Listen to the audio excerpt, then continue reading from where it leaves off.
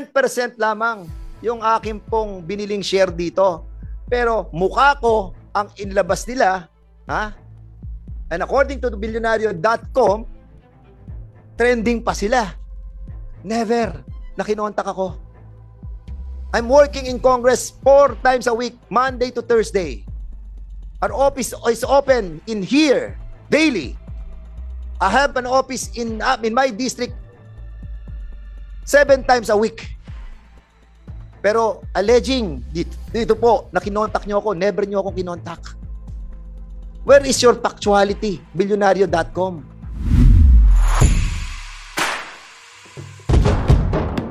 Okay. Thank you so much, everybody. Magandang umaga po. Normally, if we suspend the hearing, there's no more preliminary remarks of the chairman.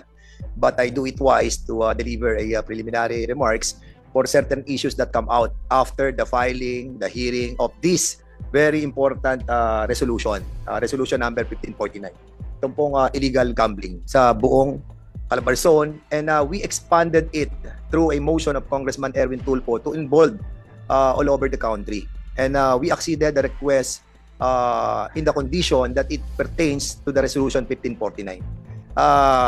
Never in my mind that we will encounter so many issues and problems when we started the fight against illegal gambling. Ang dami pong tawag, ang daming pressure, ang daming mga demolition, ang daming mga bagay na paninira that this representation have encountered.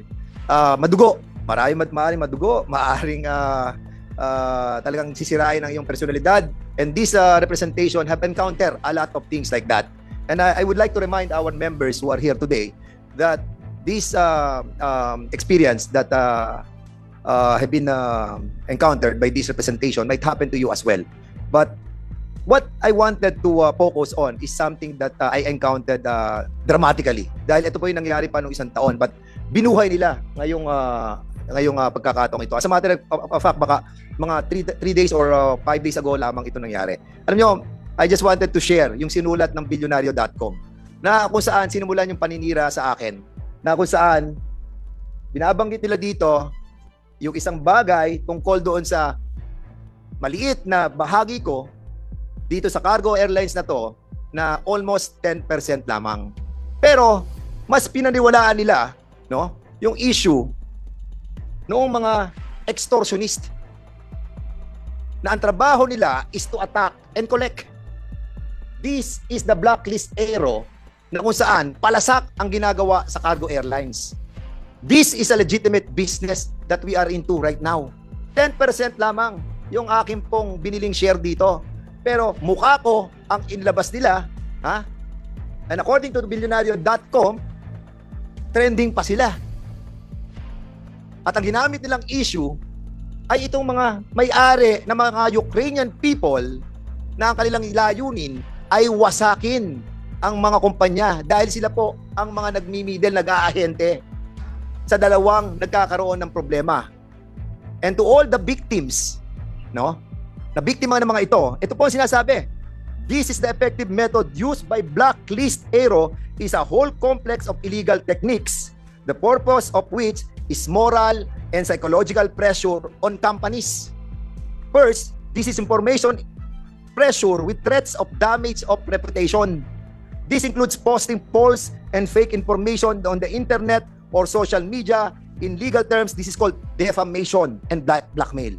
After this, extortion of money and the use of criminal methods of debt collection into.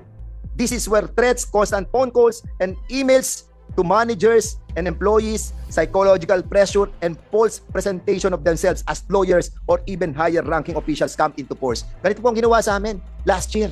Ang ginawa po nila, lahat halos ng mga congressman dito, pinadala nila ng email. Lahat ng mga senador, pinadala nila ng email. No? At nung hindi naging effective, ang kinontak po nila ay mga media. Hindi po nila lahat ng media. But this billionario.com, I invited them over. Si Melanie Menchas, who wrote this article and saying, dito sa kanyang sinulat, attempt by billionario.com to contact Fernandez for comments led to a recommendation to send an email. However, an email sent to the provided address was returned and delivered the following day. Never na kinontak ako. I'm working in Congress 4 times a week, Monday to Thursday. Our office is open in here daily. I have an office in my district 7 times a week. Pero alleging dito po na kinontak nyo ako, never nyo ako kinontak. Where is your factuality? Billionario.com. And even the owner, si Hil Kabakungan, kilala kita, kilala mo ako. It's either you were used by these extortionists or you were used by other people who are connected with illegal gambling. Which is which? You can never stop us. To all those media, no? Napayola kayo ng mga illegal gambling. You can never stop us. We will continue to fight. It's better to fight and lose than never fight at all. Ang sinasabi ninyo kasi, sa media, sinasabi nila, mga nigas-kugon lang yung mga congressman. After that, wala na rin mangyayari.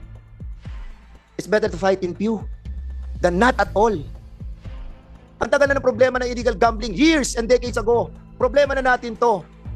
Pero meron pa rin mga nakikipaglaban dito. Ang sinasabi nila, yung mga congressman na yan, nagpapataas lang yung mga presyo yung mga yan. But it's better that we are fighting than not at none at all. What we are trying to say, even our ancestors, yung mga nakipaglaban sa mga Espanyol, 333 years bago nila nakuha kanilang freedom. Even mga nakipaglaban tayo sa mga Hapon, nakipaglaban tayo sa mga Amerikano, it's not an easy fight. Even the illegal gambling is not an easy fight. And you cannot even accuse us. Shame on you for accusing us that we are just using this committee to gain something. If one or several congressmen who are here to fight and gain something, shame on them. But if one of us or all among us is fighting to eradicate illegal gambling, salute to all of us. Sana, mag-ingat naman po mga media. Huwag naman po ganyan. You join us in this fight. And don't judge the feelings and hearts and the minds of our members in this committee, because we are fighting for the moral values of our community and the future of our children. Yung ating pong nangyayaring mga sugalan na illegal, okay na yung legal eh. Huwag nyo nang gawing illegal. This is a lonely battle. This is a lonely battle. Ang kalaban namin andun, maraming pera. But we will never stop. We will never stop.